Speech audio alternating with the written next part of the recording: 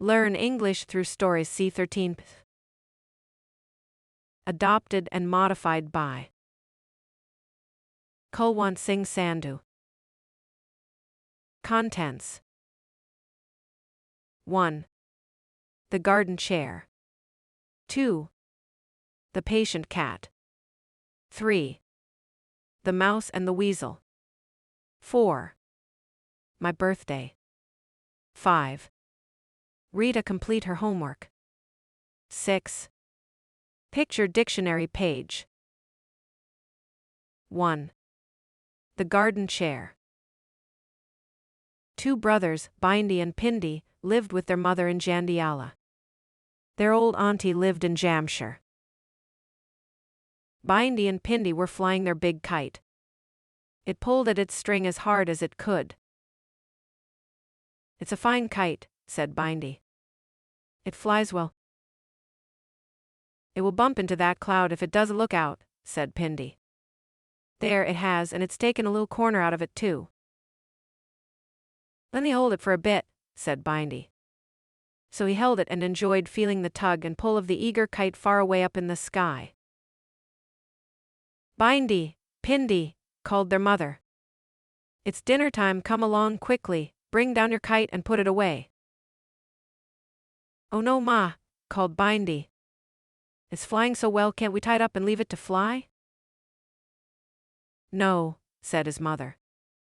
"Pull it down. You know we're going over to old Auntie Paulo after dinner and we'll have to run to catch the bus. Gil travels, I expect. Pull your kite down at once." "Don't let's," whispered Bindi. "Let's tie it to something and it can fly all the time we're having dinner. It will love that." "What can we tie it to?" asked Pindi. "Oh, I know, let's tie it to Map's old garden chair, that will hold it well while we are having our dinner." So they tied it to their mother's old garden chair, and then went in to their dinner. But while they were having their dinner, the wind grew very much stronger. It was almost a gale. Woo-hoo-hoo it went, and the kite tugged hard at its string. The old garden chair gave a sudden little hop. The kite had pulled so hard that it made it move. The kite tugged at its string again and the chair gave another little hop. Then the wind blew so hard that the kite tugged wildly, and will you believe it, up into the air went the old garden chair, swinging at the end of the long, long string. The kite flew higher in the sky and further away. The chair hopped over the wall and flew up into the air too, and it even flew over the roofs of houses. My word, it was having the time of its life. It flew over many small villages, Thabal Kai, Kangnual, Duali, etc. It flew, and then, dear me, the knot in the string began to come loose. Soon the chair would fall. It might break itself into pieces. It began to be afraid. The wind dropped a little, and the kite flew lower. The chair dropped lower too, and almost touched a wall it was swinging over. Suddenly the knot came undone, and the string parted from the back of the chair.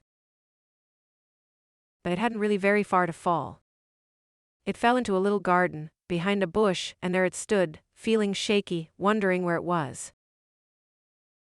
Now old Auntie Paulo had been hanging out her washing on that lovely windy day. She had washed all the morning, and she was very, very tired.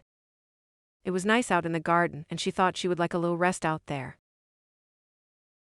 "If only I had a garden chair to rest in, and to ease my tired old legs, wouldn't that be lovely?" she thought, pegging up the last shirt. "How I wish I had a comfortable old garden chair for myself." Plop! Something fell down that very moment behind the nearby bush. Auntie Paulo was startled. She went to see what it was. "Bless us all, it's an old garden chair, dropped right out of the blue as I wished my wish," she said in astonishment. "Well there now, it's just what I want to sit in and rest my old legs. I'll have a little snooze." So down she sat and shut her eyes. The chair was so comfortable and fitted her exactly. "It couldn't be better," she said sleepily. "Oh, how lovely to have a wish come true. I really must tell Bindi and Pindi and their mother when they come to see me." "Well, they're on their way in the bus, of course." And what do you suppose Biondi's mother will think when she sees old Auntie Paulo fast asleep in the old garden chair that really belongs to her? And what will Bindy and Pindy say? Well, if ever a wish came true, Auntie Paulo's did that afternoon. And if I know anything about her, she's going to keep that chair. As for the kite, it's still flying. Look out for it. It's black and blue, with a smiling face and a tail made of yellow and red. I'll let you know if I see it. 2. The Patient Cat. A spotted cat, Felina, lived near a river. She used to hunt around the banks of the river. The animals she most hunted were mice, squirrels, rabbits, etc. One day, she decided to climb a tree and find some food. Felina found a nest, but there was nothing in the nest because it was just built. So she said, "I will wait." Felina was a patient cat, and she was never in a hurry. She waited a week. And then she climbed up again to the top of the tree, and peeped into the nest. There lay 2 lovely blue eggs, smooth and shining. Felina said, "Eggs may be good, but young birds are better. I will wait." So she waited. While she was waiting, she caught mice and rats. Felina washed herself, slept, and did all that she should do to pass the time away. When another week had passed, she climbed the tree again and peeped into the nest. This time there were 4 eggs. But Felina said again, "Eggs may be good, but young birds are better. I will wait a little longer." So she waited. While she was waiting, she caught a good-sized rabbit. It was yummy. After some days, she climbed up the tree again. What did she see this time? There were 6 lovely eggs. You know, Felina was a patient cat. She said again, "Eggs may be good, but young birds are better. I will wait a little longer." So she waited a little longer and then went up again to look. Ah! There were 6 tiny birds, with big eyes and long necks and yellow beaks wide open. Then Felina sat down on the branch and licked her nose and purred, for she was super happy. "It is worth a while to be patient," she said. But when she looked again at the young birds to decide which one she should take first, they were still too thin. Felina was shocked because she had never seen anything so thin in her life. "Now," she said to herself, "if I were to wait only a few days longer, they would grow fat. Thin birds may be good, but fat birds are much better and tastier. I will wait." So she waited. And she watched the father bird bringing worms all day long to the nest. She said, "Aha! They must be fattening fast. They will soon be as fat as I wish them to be. Aha! What a good thing it is to be patient." As Mahatma Gandhi said, "To lose patience is to lose battle." Felina thought to herself, "In my case, to lose patience is to lose fat birds." At last, one day, she thought, "Surely, now they must be fat enough. I will not wait another day. Aha! How good they will be." So she climbed up the tree, her mouth full of water. All the way she was thinking about the fat young birds. And when she reached the top and looked into the nest, it was empty. Then Felina thought about what somebody else said, "A bird in the hand is worth 2 in the bush."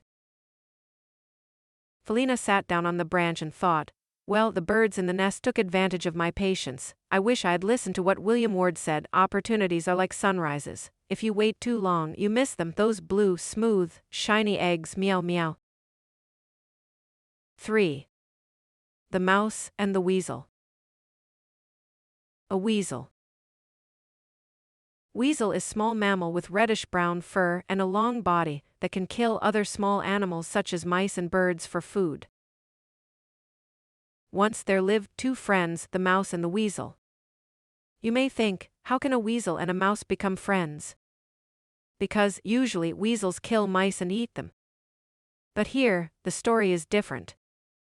One day, the weasel killed a female mouse. The mouse was pregnant. Seeing the little, tiny babies of the mouse, the weasel vowed that he would not eat mice again.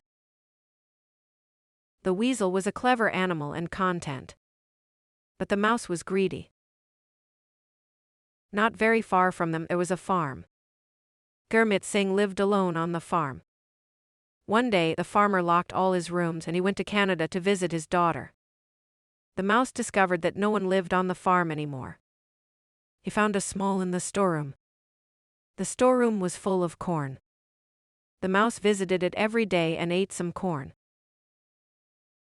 One day, the mouse decided a small mammal with reddish-brown fur and a long body that can kill other small animals such as mice and birds for food to stay in the storeroom. It was nice and comfortable there. He slept in one of the corners of the storeroom and did his droppings in the other. A week later, the mouse wanted to go out and take fresh air. He was also very thirsty. But now, the mouse was too fat to squeeze through the hole. The mouse cried and wailed. When the weasel was passing by the farm, he heard the mouse lamenting. He came to the mouse and said, "Friend, there is only one way to get out. Go on hunger strike and wait until you are thin enough to squeeze through the hole." 4. My birthday. This is what my grandmother told me about the day I was born.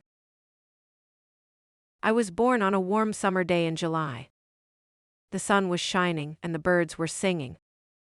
It was a beautiful day. My parents were so happy to see me, their first child. I was born at 8:00 am.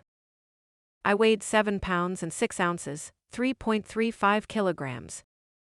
I have always been a healthy baby and child. I have never had any serious illnesses. I have always been a good eater. My family has always been very close to me. We are all supportive of each other and love spending time together. My birthday is always a special day for my family. We usually have a big party with all of my friends and family. There is always plenty of food and drinks. We all have a great time. I am so lucky to have such a wonderful family. I am so grateful to God that I was born into a prosperous family. Sometimes I feel sad about the children who live a miserable life. Some of them do not even live in concrete houses. 5. Rita completes her homework.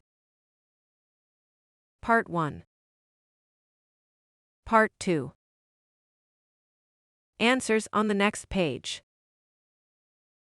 Answers. Part 1. 1. Please don't make so much noise. I'm trying to work. 2. We need to leave soon. It's getting late. 3. I don't have anywhere to live right now. I'm staying with friends. 4. I need to eat something soon. I'm getting hungry. 5. They don't need their car anymore. They're trying to sell it. 6. Things are not so good at work. The company is losing money. 7. It's not true what they say. They're lying. 8. We're going to get wet. It's starting to rain. Part 2. 1. What's all that noise? What is happening? 2. What's the matter? Why are you crying? 3. Where's your mother? Is she working today? 4. I haven't seen you for ages. What are you doing these days? 5. Amy is a student. What is she studying? 6. Who are those people? What are they doing?